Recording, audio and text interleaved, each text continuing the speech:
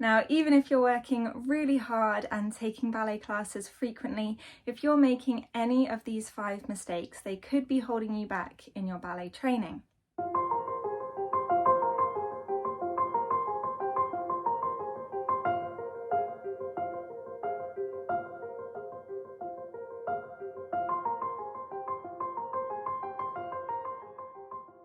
In this video, I'm going to show you 5 of the most common technical issues I see among ballet dancers of all levels, and more importantly, how to fix them. Whether you're dancing at home or in a studio, these tips will help your technique to be stronger and safer, and in turn, help you dance more beautifully. Let's start with one of the most fundamental elements of ballet, and that is turnout. Now, a lot of dancers turn out from the ankles, and this is both unsafe and also incorrect in terms of your technique.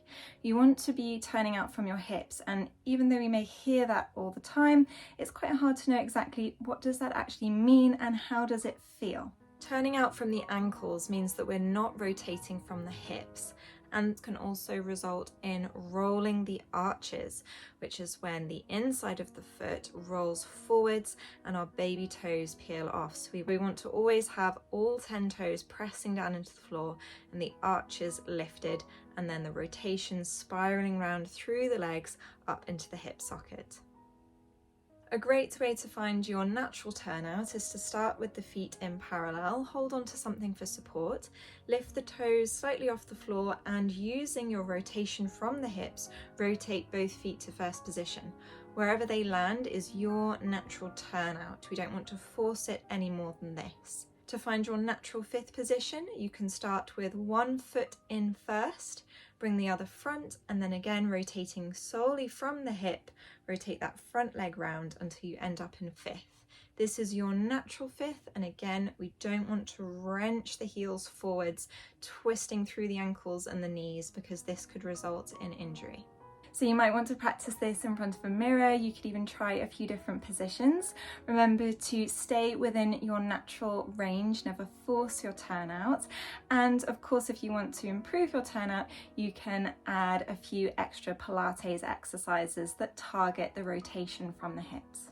For those who are interested, I'll add a few links to some exercises below. Mistake number 2. Doing a plie with poor alignment. Now, pliés are the base of so many different things we do in ballet, and it is crucial that you get your alignment correct. And this isn't just going to improve your technique, but it's also going to be so much safer and help you to avoid getting injuries later down the line. So some of the most common issues with poor alignment in pliés is, first of all, letting the pelvis tilt forwards as we bend the knees. And this in turn will mean that the back pitches forwards and our bum sticks out. So instead you want to think about lifting up at the front, dropping down at the back, rotating from the hips, anchoring your heels into the floor, and keep checking in with the alignment of your spine, and that even includes your neck as well. So if we're looking down as we plie, naturally your spine is going to follow. You'll want to check the alignment of your knees, so make sure that they're not rolling inwards, and instead keep the alignment going directly over your toes. Keep your heels pressing down into the floor. Not only will this stretch your Achilles tendon, but it will really give you the most out of your demi-plie, which in turn will give you more power in things like jumps or pirouettes.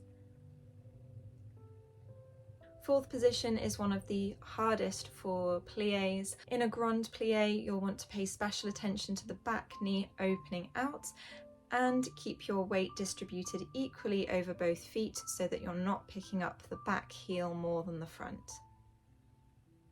Even though they look simple, a demi-plie is never easy. We should always feel a rotation going through the legs, starting from the hip socket, and be pushing our turnout as much as possible every time we bend and stretch the knees. Having a strong plie will help so many different parts of your dancing. This could be from having a smooth, controlled fondue in an adage. It could be landing with control after a pirouette, or it could even be having the strength to push off really well in a jump, or even land with control in a jump.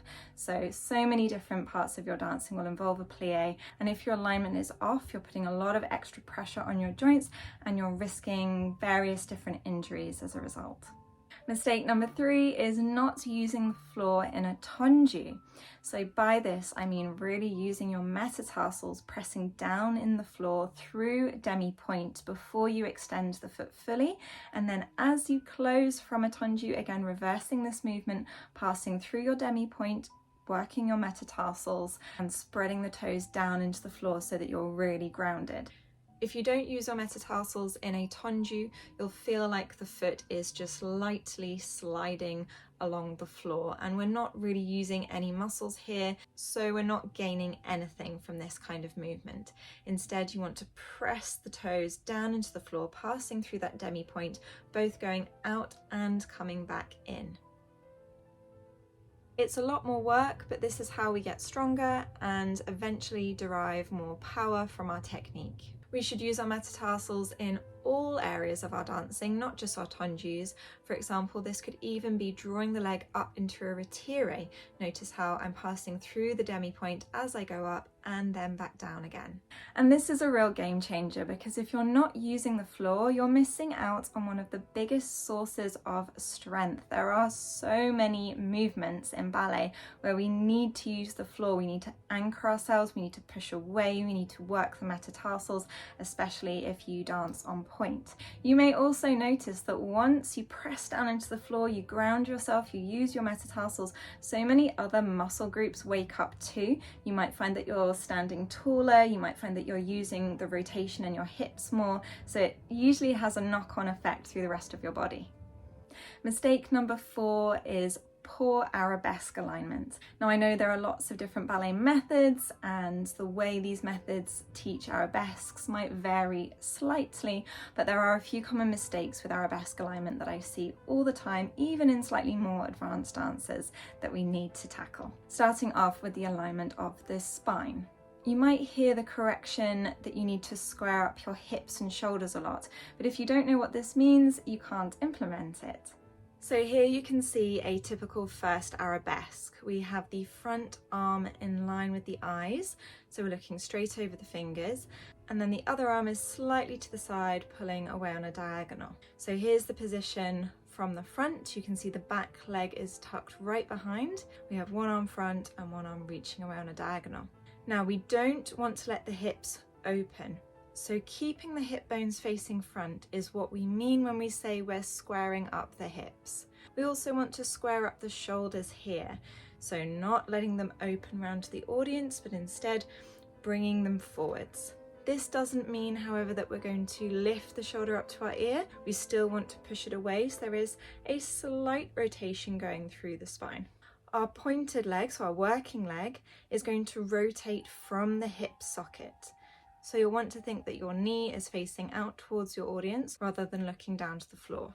We want to keep the working leg light, so not too much weight on the toes, and check that your foot isn't sickled. So we want a straight alignment of the ankle.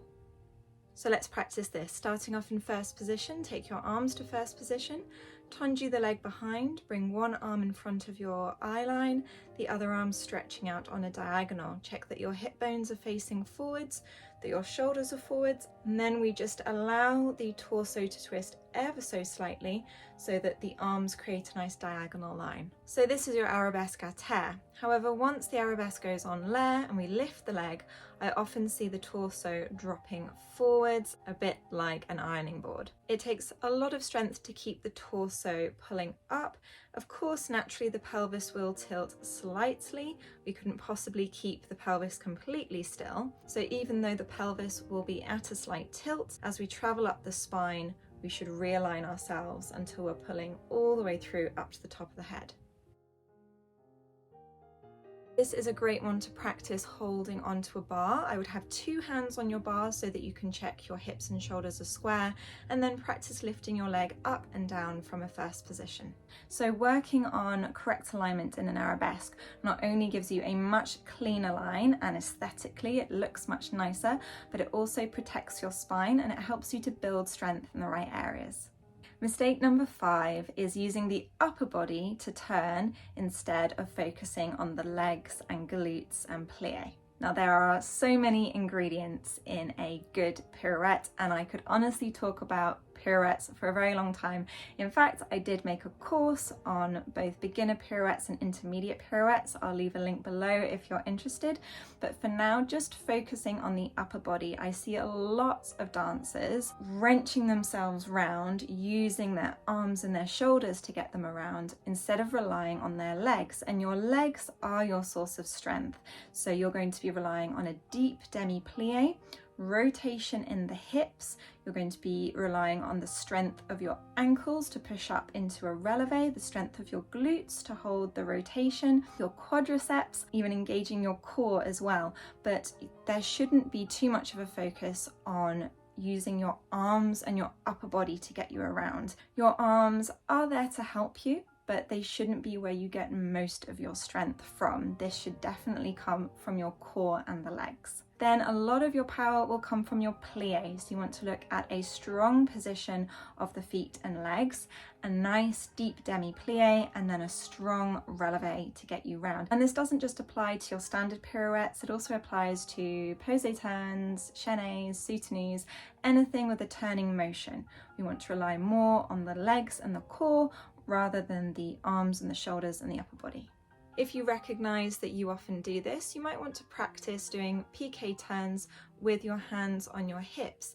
That way you can focus on just the strength of the legs taking you round, rather than relying too much on the arms. And the same goes for a pirouette in fourth. You could just place your hands on your hips and rely on the strength of your plié and your releve retiré to get you around. If you study RAD, you will not open the first arm, you will only close the second arm. However, other ballet methods will involve a slight opening of the first arm and then the second arm chasing.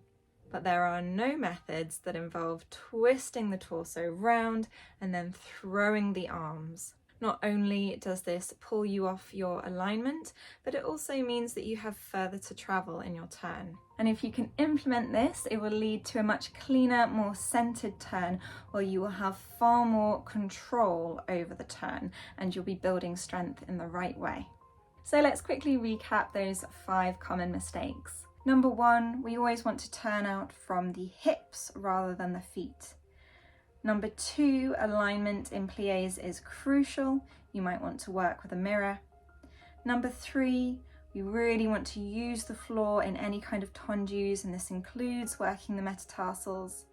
Number 4, check the alignment of your arabesque. Again, working with a mirror can be really helpful. And then in a pirouette, we should always get most of our power and strength from our legs and our core, rather than winding or twisting our upper body around and using our arms and shoulders instead. If you feel like you make any of these mistakes in your dancing, you're not alone. They are very common, and I would love to hear from you if you are able to implement any of these corrections and tell me how you get on. If you found this video helpful, don't forget to like, subscribe, and I look forward to seeing you in the next one.